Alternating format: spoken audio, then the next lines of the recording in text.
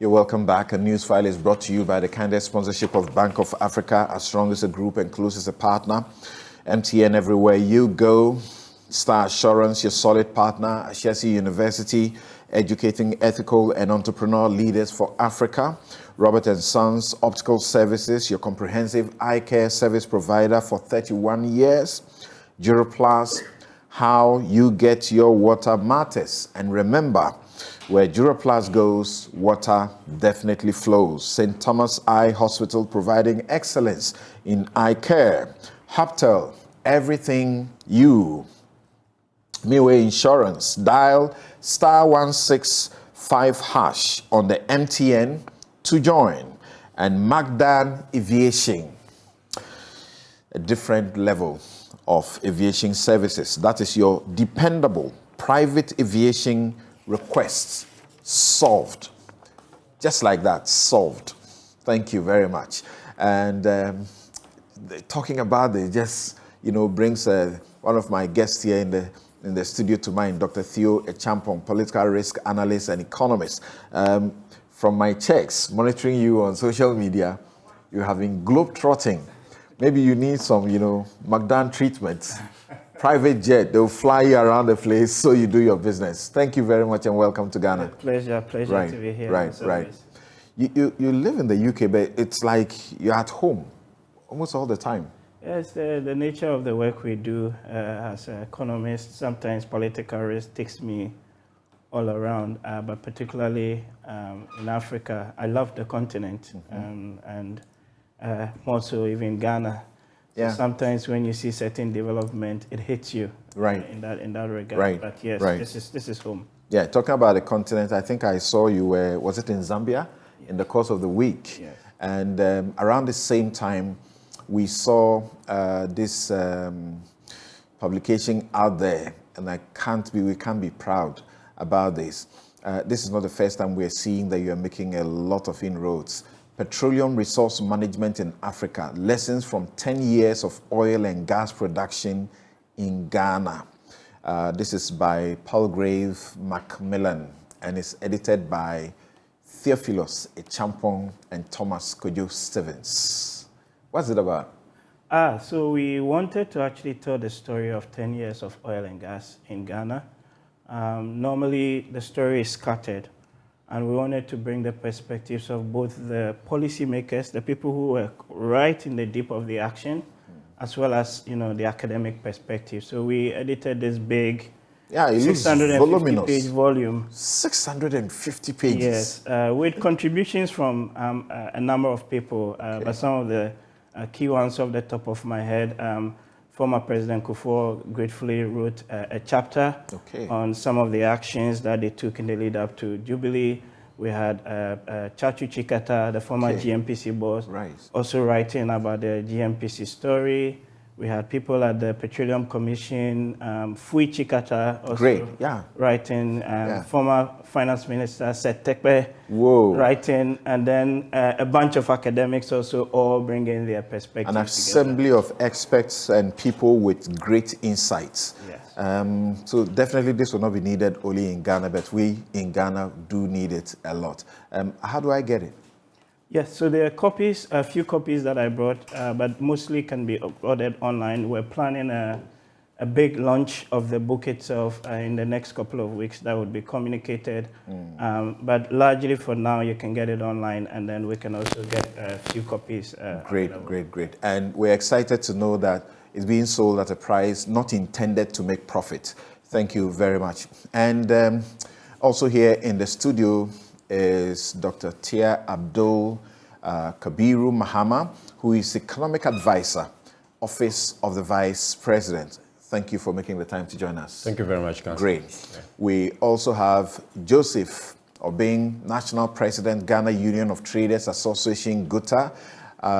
He's been in our studios a few times, particularly as the CD misbehaves and his members suffer the most, so to speak. Yao Edupoku is chairman, Competitive African Rice Platform Ghana chapter under the ECOWAS Rice Observatory, Abuja, ECOWAS Secretariat.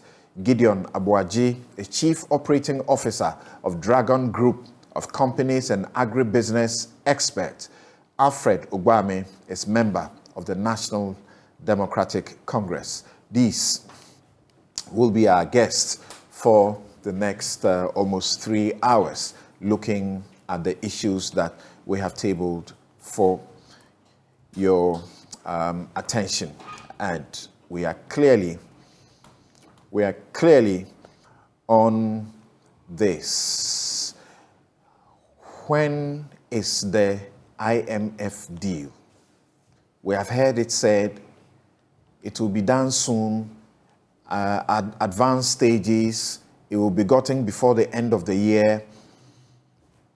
When is it in? Is there a guarantee at all? Because of that, the budget for 2023 has been shifted. When it should be presented has been shifted from the 15th to another date. But if you listen to the conversation, particularly within the majority group in Parliament, there still appears to be uncertainty as to when that will happen. Now, where is the cheaper fuel? The President spoke about in his address that everything was being done to ensure that Ghana gets cheaper fuel, affordable, because it is obvious that once we have cheap fuel, then things will go down. The cost of food items and almost everything else will reduce. Will that happen? Or it is not as easy as has been said, as you have heard some think tanks and experts suggest. The Ministry of Agriculture has an approach to the high cost of food items, particularly in urban areas. So what is it doing? It has brought, plantain and other food items to the Ministry of Agric. And you may have seen on your screens that civil servants, it appears as a target, have been buying happily at the Ministry of Food and Agriculture area. Is that part of the solution to the current problem with soaring food prices? But more importantly, what is the roadmap to recovery? Do you know it? The President spoke how many weeks ago? The expectation was that certain aspects of his address will be fleshed out and there will be clear points and conversations to galvanize the entire nation around the flag, so to speak, for a recovery. Do you know what the recovery plan is? How are you coping? Share with us. How are you coping? I don't use my four-wheel. I try the best I can not to use it because it's too expensive to fuel it. So I have a smaller car I try to use.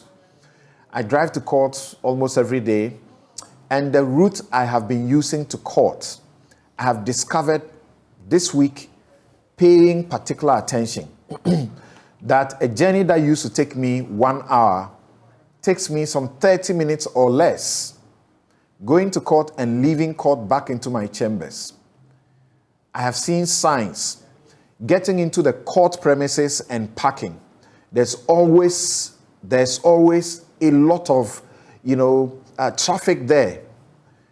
After 8:30, it becomes almost impossible for you to get access into the court complex car park. I've tried it this week. There's not been a problem. I drive in there, no traffic, and I park. These give me ideas what is happening in the system. Not scientific, but that's what I see. So, share with us. Send us messages on our Twitter page and all our pages. Send us your messages. How are you coping with the crisis? How are you coping? You're doing gobe. How exactly are you doing it? Those who say they are eating once in the day, have a big lunch, so to speak, and then you skip breakfast and is it supper? Let's have an idea how exactly you are doing it. Thank you very much. And our guests are going to help us even a lot more. So, let's begin by, first of all, asking whether this food attempt to bring food into the capital is that helpful. Let's listen to the Agric Minister on carting food from the Western North, and then the Agric Ministry PRO on piloting that groceries thing. And then we have also been there, and there have been reaction from the markets. Please watch and listen. Any boy I won't cry no enya ketwa. If you say mumu ba ko kasa no, say free body free afuom e ba say we also akra no. Ebedru has na ne boy no abo ho mienu miensa. Nti wudi twam akon kra there say abo ho beedu. And asanso na AC nti wo kra no gidi say aduane ni ho. Aduane de ho bebre say dem. The price of food in Accra is so high. One of you said the price of plantain from the farm gate to Sefioso here increases about 3-fold. How about when they are taken to Accra? That can increase by 10-fold. So those in Accra think there is no food, but there is a lot of food around, as you know. We only have to ensure that we get the price reduced for the people in Accra. So the ministry from next week will transport food to the ministry to sell to the people there. Minister of Food and Agriculture. No about now who say Western North for the name feeding craft for them. Started, and I'll say that the response has been very positive. Just that the big truck is still on the way. There was why has it delayed? Yeah, the information gathered is that there was an accident between Apedra Suhum area, and the road was actually blocked, so it had to reroute through Chebi to access. So we're hoping that it will be here shortly. The consumer is our priority. We have middlemen. They are profit-oriented business people. So as far as we address the issue of getting satisfaction for the farmer and the consumer, we will be satisfied. Now the minister on the tour of 5 regions, Western North, Western region, Central, Volta and Otu region, was actually taken aback by the availability of food and the prices at the farm gate compared to what we have. People that are working from their offices say that comparing the price that has been given to the bunch of plantain here to what they buy in the market, really there is no much difference. Yes, so a lot of efforts has been put into the modalities, and like I said, our concern is the farmer. The farmer should get what is due him. The consumer should also get what is due him. And that is exactly what we've done. We've done a lot of analysis. We've taken prices in the open market. Let me cite Marginal Market or Abubuloshi or wherever, food markets. We've taken records of what goes into the pricing. And we wouldn't bring it here and probably sell at the same price they are selling at the market rate. Certainly what we have here is...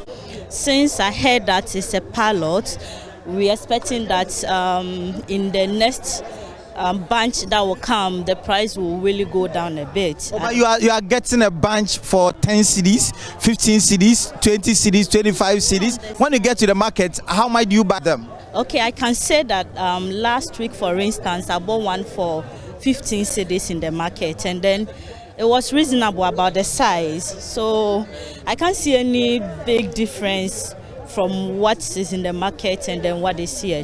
That's my view. What's your name? Margaret. What have you bought today? Oh, nothing actually. I wanted some perishable goods, but unfortunately, they are saying they are not going to bring anything of that sort yet. So people really like some perishable goods. So I was thinking I'll get some here, but I didn't get some. So I'm expecting some. Actually, if they can bring some to us here. What is your reaction to this exercise? Oh, in fact, it's very good.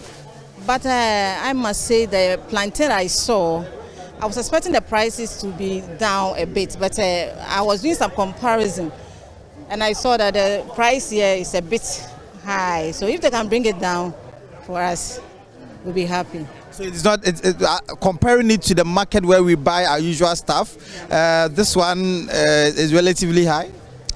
I think so, personally. Oh, I think we were late, so I got one, and then my colleagues got two, and then one. How much did you buy it for?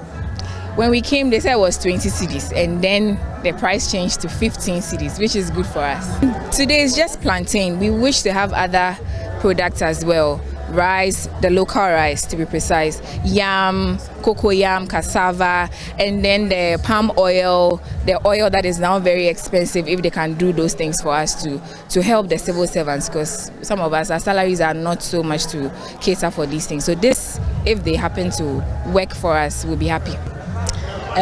Okay, so when we got here, we got it at a different price. Yes, so even before then, I was telling my colleagues that the bunch of plantain that we saw for 20 cedis compared to the market is cheaper. Yes, I was telling them. So I think it's okay. It's okay if more produce could come by for us to buy. Right, and the ministry issued a statement and said it was headed Ministry of Food and Agriculture Pilot PFJ Markets for Civil and Local Government Workers. As part of government measures to mitigate the impact of rising food prices on real incomes of civil and local government workers, the Ministry of Food and Agriculture has introduced a pilot PFJ market at the premises of the Ministry of Food and Agriculture effective Friday, 11th November 2022. The ministry seeks to bring the initiative to the kind attention of workers.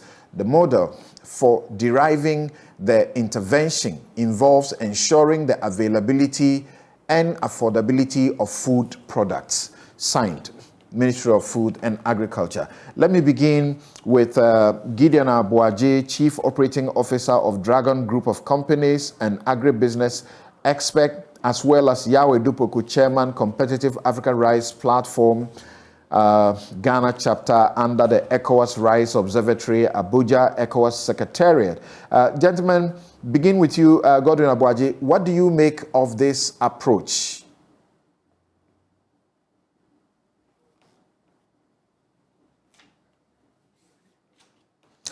Yes, Gideon.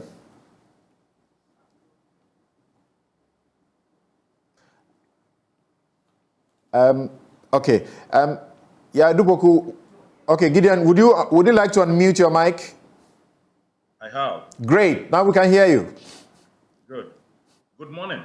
Morning. Yeah. It's a laudable idea. Unfortunately, is it something that is going to be sustained by the ministry? Why not? And it's a bit difficult, I should say, because it doesn't look like something that is sustainable. You know, when we have good rains, you have excess production in terms of crops that really don't use fertilizers.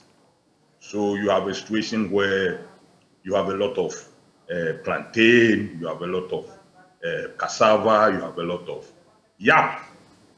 So you ask yourself, in years that the rains are really not good, what happens? I think we should have a broader discussion on this matter and see how best we could set up approach which works best for everybody. There are people who do this kind of businesses. If we think that they are pricing their products exorbitantly, I think the market women can be spoken to, so that we can all understand the situation in which we are. Because getting more people to eat local food is also going to help us to reduce the pressure on the importation of other imported products that we consume. So ideally, it should be a holistic approach, bringing in all the stakeholders and making sure that everybody understands the issue. And then we can deal with it. So whereas it is a good initiative, I do not think that the ministry as a policy maker for the state should get itself involved in selling of finished products. I don't think it's right. Let's get Yaw Edupoku's view also on this. And I suspect the plan is not just to bring food to Accra, but to all, urban centers, so to speak. So what do you say? Yaw, October inflation has risen to 40.4%, and food inflation is hitting 43.7%.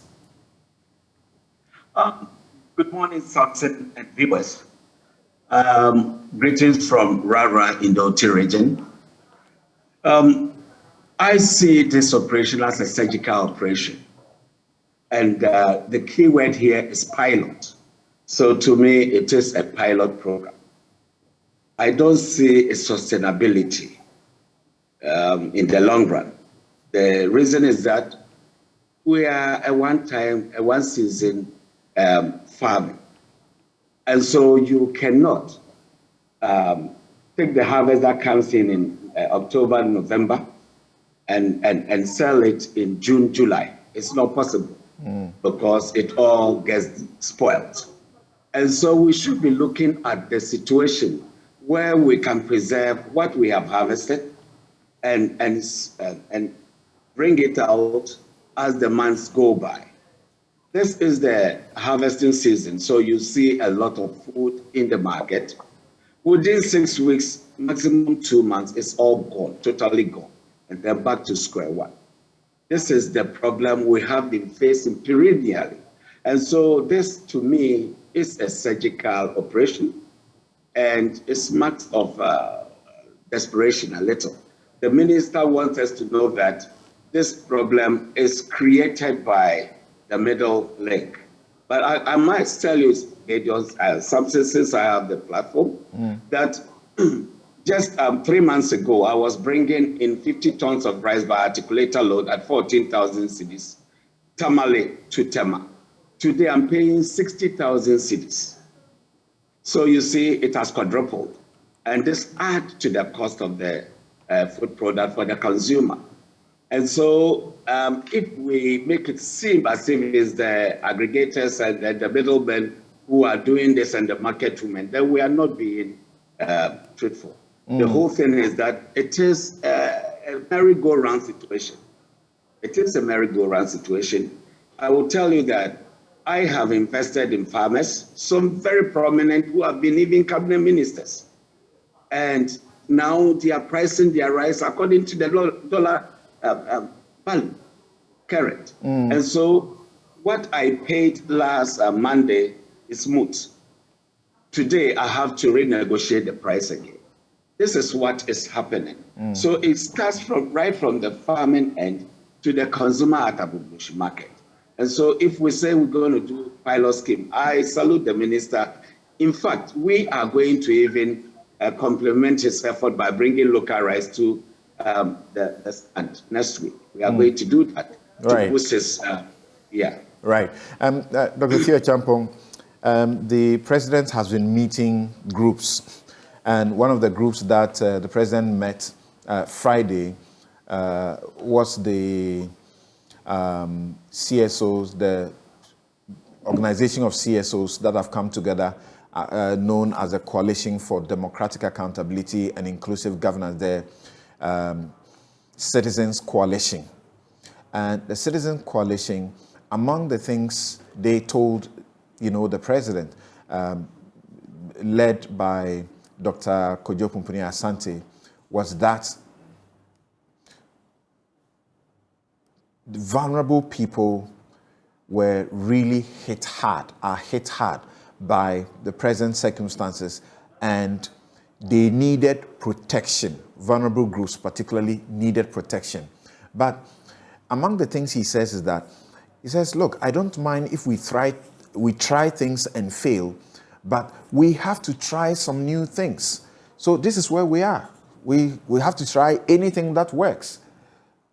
So whether or not it's sustainable, we still have to do it. Yes, we have to try new things. But the process of thinking that goes into the trying is actually as important, because I think in the midst of a crisis is where you have the biggest opportunity to start thinking long term. And yes, we do, and I personally do commend the minister for what he's trying to do with these PFJ markets. The word they used there was a pilot, right, which is an attempt at trying or an attempt at solving some of the problems. But the issue of sustainability is key. And as the two speakers have very well alluded to, you're only doing typically one crop cycle a year, and it's all driven by the rain. Number two, even if we have enough, we normally are not buying them and storing them in the lean season, and therefore be able to use it when the needs sort of arise. The third point also in this whole trying process is we must, or to what extent, are we ensuring that this doesn't sit just in Accra, but it goes down to the district? So, for example, I'd love to see similar stores being set up across all our MMDAs, and we're feeding some of the foods to them. You can go back to our recent, I'm a student of economic history, and if you go back during when we had the food distribution company and things like that, yes. I wasn't born then, but there were these famous kiosks dotted all over the place where people could go and get some of these, grains. But the problem really is it comes down to cost. And this is where there is not enough of these goods. There's a lot of corruption in that. But people who were heading some of these institutions and their stores were getting there were all sorts of over the issues. place. There was all sorts of issues, right. And we have to learn from that.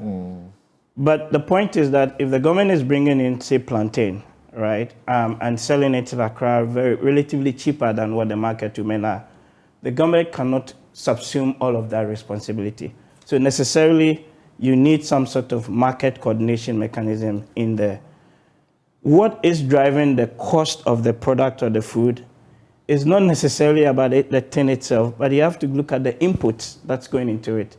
Fertilizer, and when they harvest the food and you're transporting it, the cost of fuel, right, as well. The man just talked about spending 14,000, now he's spending 60,000 to bring the same quantity of rice from somewhere in the north to Accra.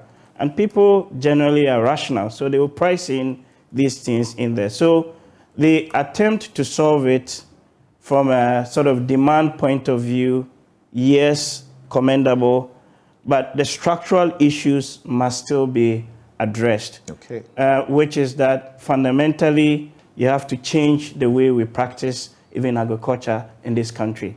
And if we don't take an advantage of this crisis and this opportunity, then our worry or my concern always is that we'll always be diagnosing problems and not providing solutions. But the process of providing the solution is equally as important as the solution itself. Because you need to really think through how you connect those value chains and ultimately how you bring down the cost of production such that you have enough food to feed the people in the country. Right. Let me ask of Joseph Obeng, the national president of the Ghana Union of Traders Association. The part of the plan, the intention, is that this will force down prices, where people are quoting, unconscionable prices for some of these items. Once you do it this way, they will be forced to also, reduce their prices. You think this will achieve its aim?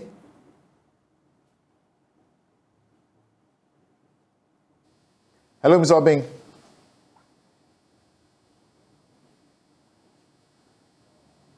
Hello.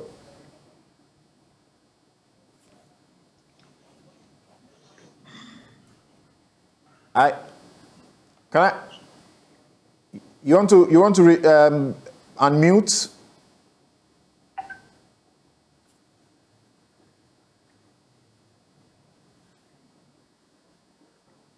Okay, let me go to Alfred Ogbame Tete.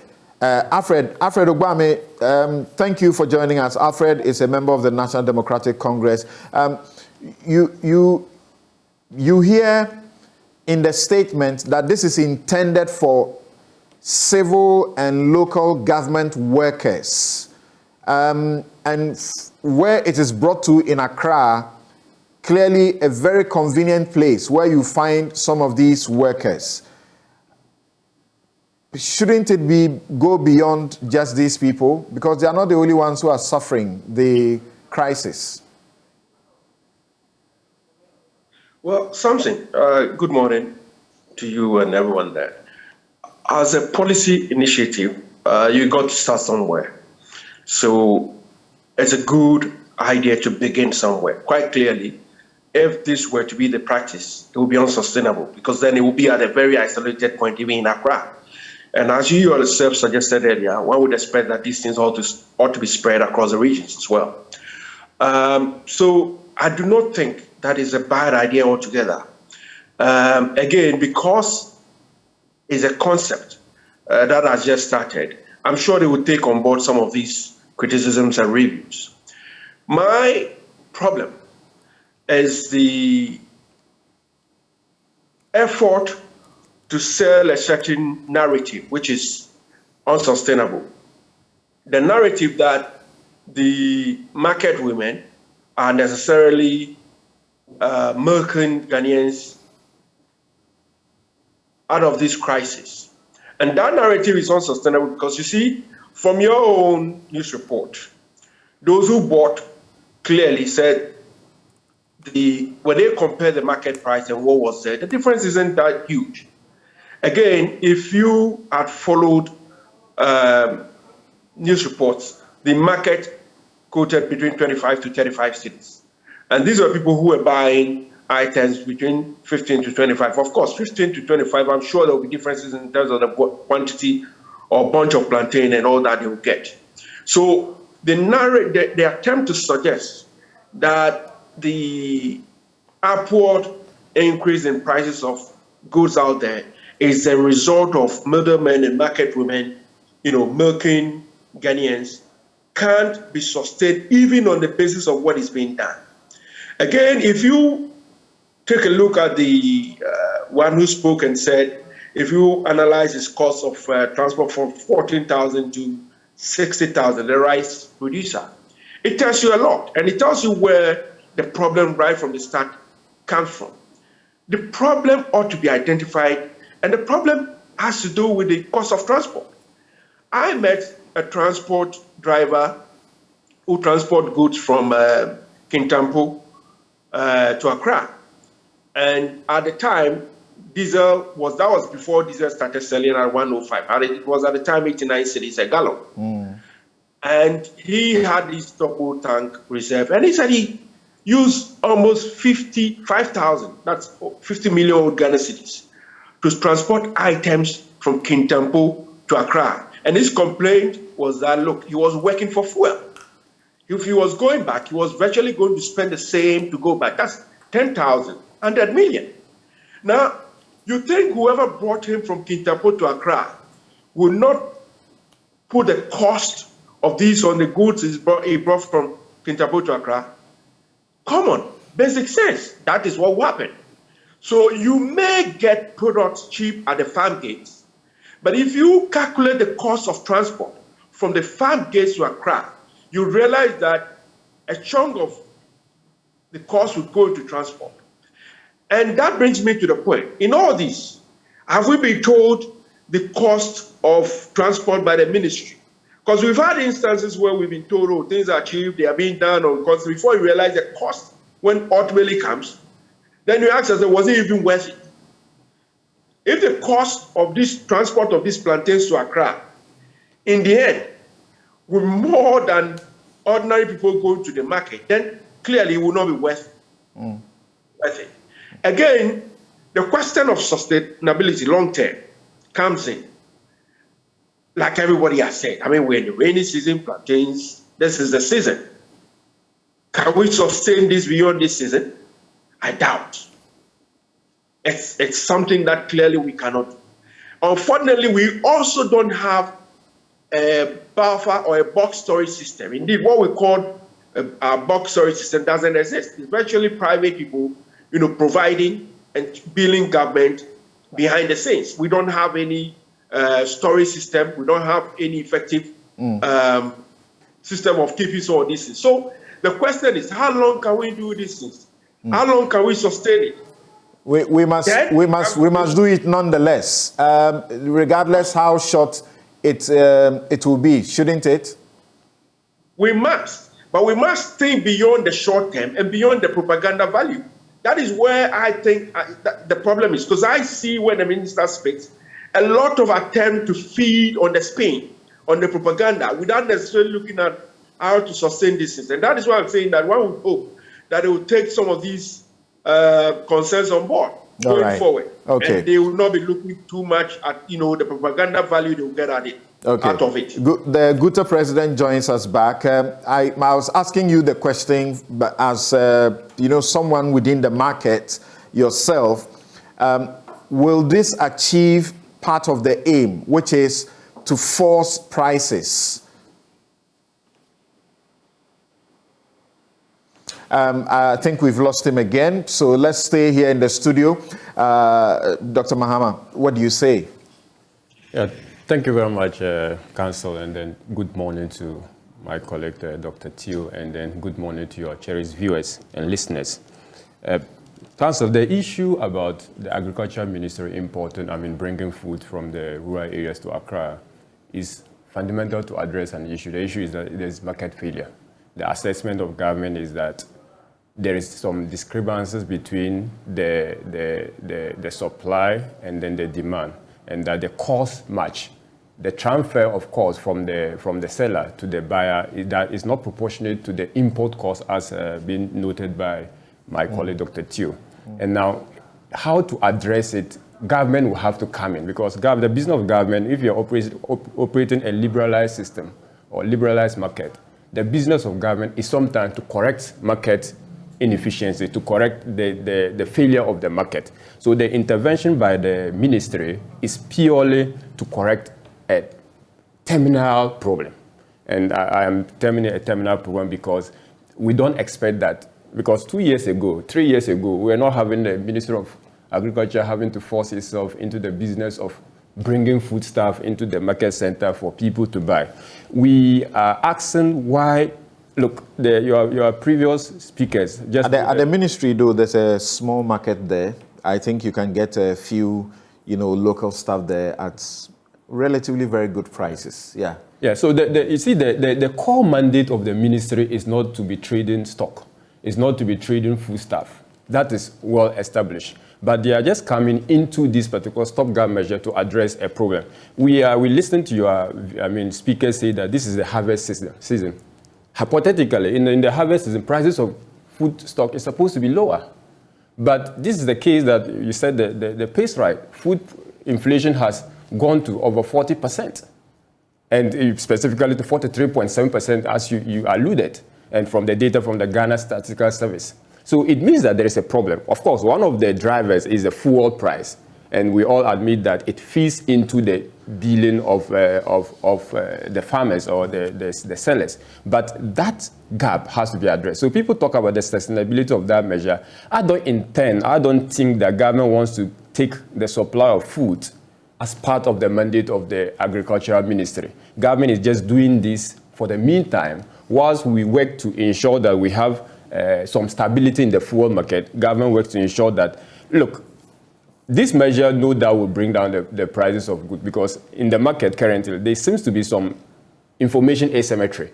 Because you listen to some people, they say that, look, this is far better than what I used to buy in the market. Another person will say that there's no difference from the market. It means that depending on the market the person buys from, prices are bound to be different. So people somehow with magnanimity. Isn't that the case because they are sourcing these products from different places? The prices. They source them from different places. But if a rational consumer knows that I'll get best price at this particular market, the person will go there. And the business of government is to maximize the welfare. How many Ghanaians can actually walk up and go to Ministry of Agriculture and queue and go get those? I'm not even talking about specifically to the Ministry of Agriculture. I'm just taking that in the open market. Okay, in the open market, if I know that prices at Abuso are far lower than prices at Tema or prices at Aguguleshi, I'm hearing Dr. Theo Champon talking about the policy intentions, whether you can achieve them. Because if you are bringing in Accra, you are bringing it to the ministry. If I'm moving from, say, Kasua and elsewhere, I'll definitely not want to get a vehicle and come all that way, because that will cost me a lot. Council, the issue... Maybe before you come in, just a quick one. When we started, there were two things. You want to address availability, and you want to address affordability. Okay, you might get the availability bit because we've seen all the pictures.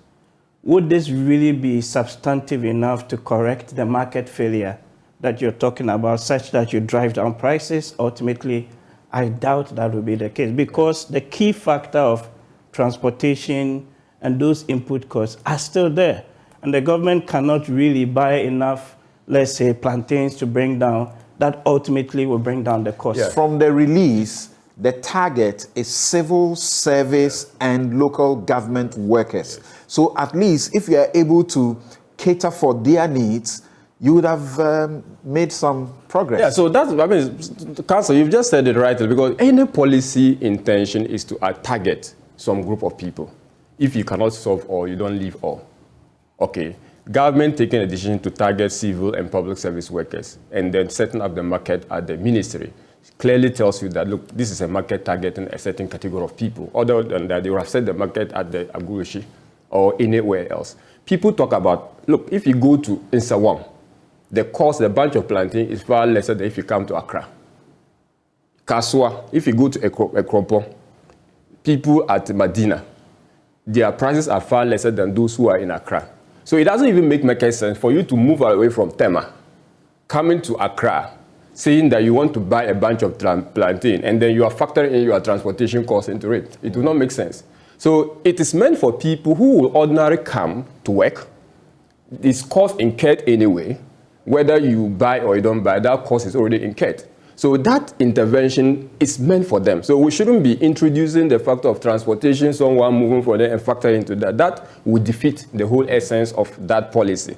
Then we talk about... So clearly, there is no intention centrally to achieve driving down prices in the markets. There's that intention. There's that intention if the impact will be on just this handful of people within the ministries, then...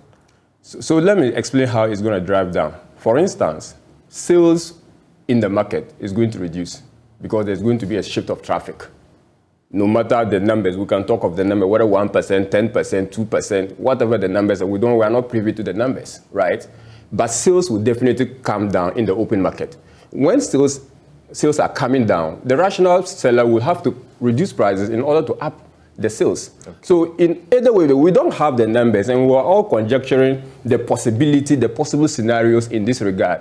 That conjecture is good. We can ask questions as to what extent can this go to reducing prices. We can ask questions, can this be sustainable? I've discarded the notion about government instituting market for the sales of product. That one is out, and no government should be interested in doing that. But if you are correcting a market problem, if you are correcting a terminal problem, if you are correcting a problem that is not, you expect that in the near future, it is going to stabilize. And let's note that government is not just doing this alone.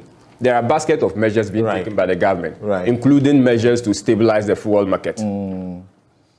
We'll go to the fuel soon, but you see what Dr. Theo Champon speaks about, I hear it ring through my other guests, and it almost sounds as if we as a country, we are asking the government to make an intervention on food inflation, and the first people that the government thinks of is the government itself. You know, how do you achieve a policy effect substantially with that kind of approach? I think that's what you're seeking to get at, if I understand you well. No, absolutely, because, I mean, even the attempt to help the public services, right? The question is, how big are they compared to the overall population in the country? Number two, if we take my good brother's argument that prices may come down, however small it is, what sort of analysis actually underpins that? Because we're here debating policy and we don't have any strong numbers to back any of these things, when we actually know that the market makers, because of petrol, diesel, whatever you call it, are adding, and their markup, because they also have to make a profit. Right. Yeah. So even if we take catered for the people at the ministries, and some people came and even used, let's say 2% market shift for argument's sake, would that be enough to really make a big dent in driving down prices? I strongly doubt that that would be the case. Okay.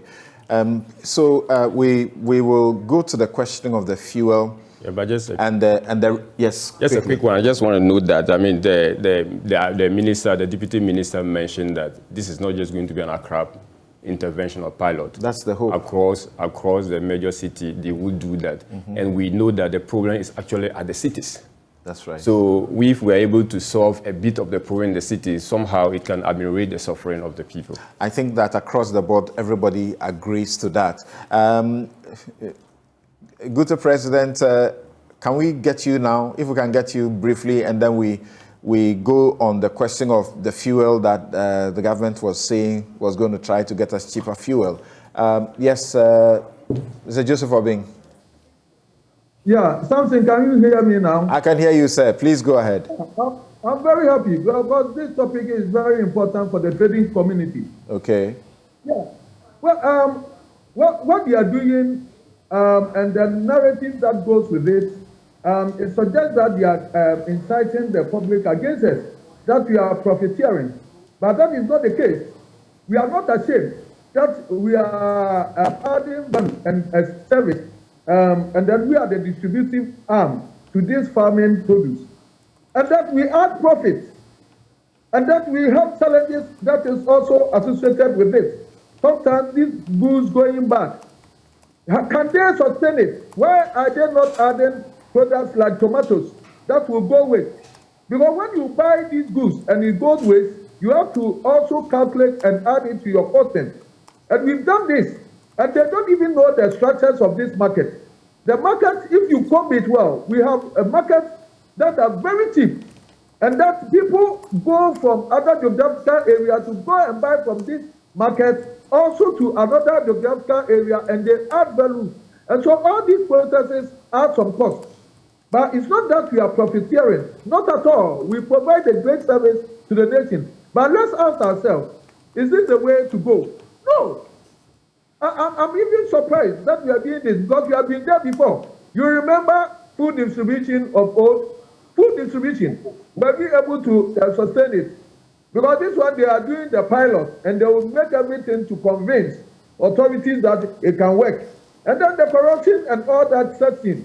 You are not adding profit to what you are doing. You are subsidizing. You have all the logistics to procure the goods at a subsidized rate.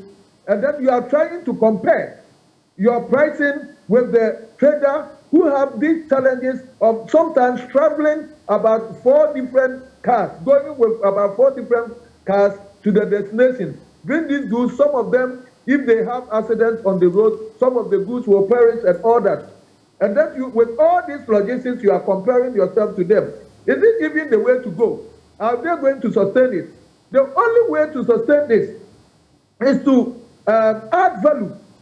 That's it. You have to add value to this farm produce and then make sure we turn some to powder, we turn to have baked food, can them, we turn them to chips and all that, put them in the stores. And this is the way to go. This is the modernity. But what you're doing, trying to compete themselves, a whole ministry competing with the vulnerable traders, who do not have the logistics, and trying to let the whole Ghana know that traders are taking advantage, forgetting that this is the opportunity that some of us also make a living and take care of their children. Despite all the challenges that we go through, some of these goods being perished. Why are they not bringing tomatoes? They will bring tomatoes today, and then the following day, it is all gone. You know, when you go to the market, and then you want to pick tomatoes. You know that sometimes you hold the tomatoes and press it, whether it is soft or not, because the soft ones you won't buy, and then the following day the person may throw them away. So the person tends to sell only the good ones. All these things are factored in the cost. And so we have to find a more productive way to even helping the chunk of our populace who trade in this area, rather than destroying their market and inciting the generality of the consuming public against them. In any case, you said that you are selling to civil servants only. Oh, so that's the effect. I see. That means, you said? You said that there's some incitement against those in the market who are doing their normal trading. Yeah, this is what this suggests to do, that we are profiteering.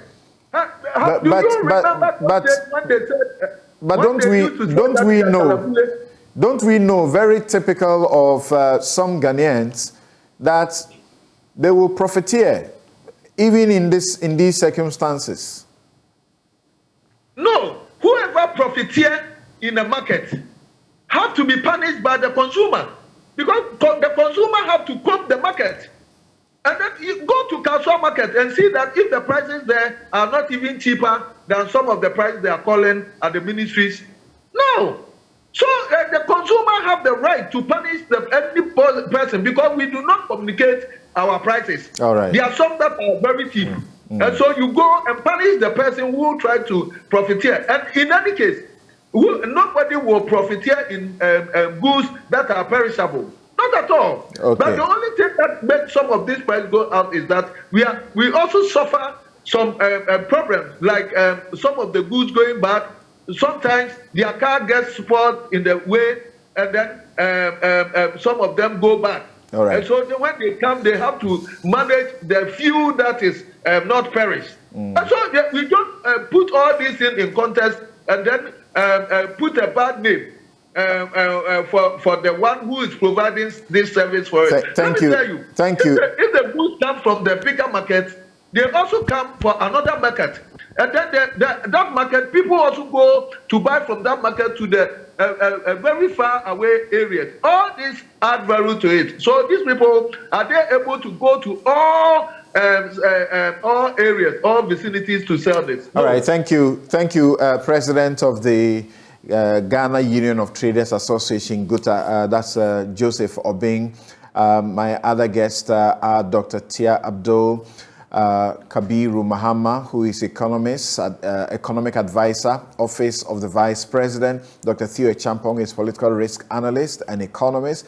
Yao Edu Poku is chairman, Competitive African Rice Platform Ghana chapter under the ECOWAS Rice Observatory, Abuja, ECOWAS Secretariat. Gideon Abuaji, we heard first, is Chief Operating Officer of Dragon Group of Companies and Agribusiness Expert. And Alfred Ogbame is member, National Democratic Congress. We take a quick break, and when we return, we are going to look at another aspect of almost, the same situation. If fuel prices are not, stabilized, are not brought down, will anything ever change? And is the government's promise to get cheaper fuel working? How soon or how long will that take? We'll be right back.